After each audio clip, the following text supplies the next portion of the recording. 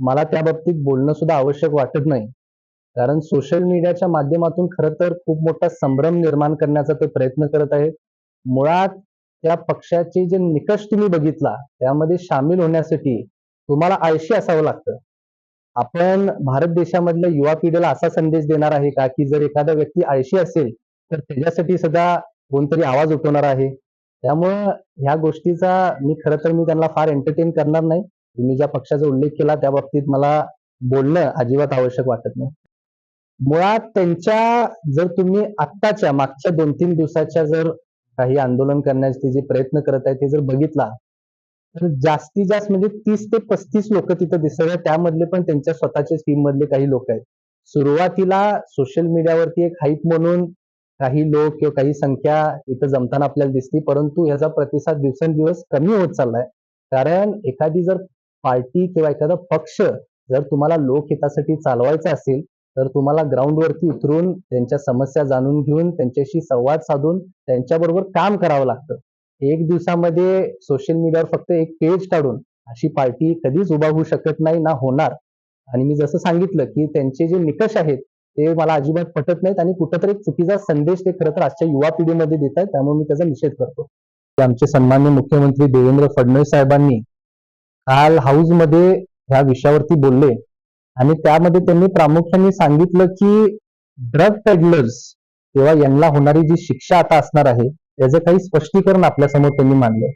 त्यामध्ये विशेषतः स्कूल आणि कॉलेजेसच्या परिसरामध्ये जर अशा कुठल्या म्हणजे ज्या छोटे-छोटे इथं हे लावले जातात ना, काय म्हणतात पानपट्टी टाईप जे ठेले जे लावले जातात, तर त्या माध्यमातून सुद्धा हे होताना दिसतं. पोलीस प्रशासनाचा कधी-कधी त्यामध्ये रोल असू शकतो असं सुद्धा काही अफवा पसरल्या जात होत्या. त्या खऱ्या आहेत, खोट्या आहेत अजून सुद्धा त्याचं स्पष्टीकरण प्रामुख्याने आलं नाही. परंतु जर त्यातलं कोण तिथं सापडलं तर कठोरातली कठोर कारवाई त्यांच्यावरती सुद्धा केली जाईल, असे आपल्या सन्माननीय गृहमंत्र्यांनी सुद्धा स्पष्ट केलेलं आहे.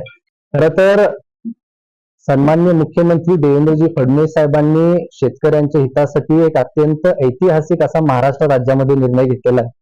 त्यामध्ये शेतकऱ्यांना कर्जमाफी मिळवून दिलेली आहे आणि त्याच्यावरती परत एकदा आंदोलन किंवा उपोषण करण्याचं एक स्टंटबाजी खरं तर हा संपूर्ण आंदोलन होताना दिसतोय. अनेक महायुतीच्या नेतेमंडळींनी सुद्धा त्यांची भूमिका यावरती स्पष्ट केली, की सरकार इतक्या चांगल्या पद्धतीने काम करत असताना सुद्धा या गोष्टी करणं आवश्यक नाहीये. त्यामुळं मी काल सुद्धा या गोष्टीबद्दल बोललो आणि माझा स्टँड तोच राहील. मी संपूर्ण दौऱ्यामध्ये खरं तर प्रवास करत असताना मला प्रामुख्याने रोजगार हा प्रश्न सगळ्यात मोठ्या प्रमाणात आता दिसतो. त्यावरती मी स्वतः ही जबाबदारी स्वीकारल्यापासून गोष्टींवरती काम करण्याचा किंवा अभ्यास करण्याचा आमचा प्रयत्न चालू आहे. तर मी 1 महिन्यापूर्वीच आमचे सन्माननीय राज्याचे मंत्री मंगलप्रभात लोढाजी यांची भेट घेतली होती. कारण त्यांच्या कौशल्य विकास या डिपार्टमेंटच्या माध्यमातून आज रोजगार निर्मितीसाठी अनेक मेळावे प्रत्येक जिल्ह्यामध्ये होताना आपल्याला दिसतात आणि शासनाचे हे मेळावे कुठल्या पद्धतीने आपण अँप्लिफाय करू शकू, अशा आमचा सुद्धा प्रयत्न राहणार आहे. आता पावसाळ्याचे दिवस आपल्याला खरं तर सुरुवात होताना दिसतील, परंतु हे झाल्यावर लवकरच आम्ही रोजगार मेळावे सुद्धा प्रत्येक जिल्ह्यामध्ये किंवा प्रत्येक तालुक्यामध्ये राबवण्याचा प्रयत्न करणार आहे आणि त्याचं सुद्धा आमचं आता प्लॅनिंग स्टेजमध्ये चांगल्या पद्धतीने चालू आहे.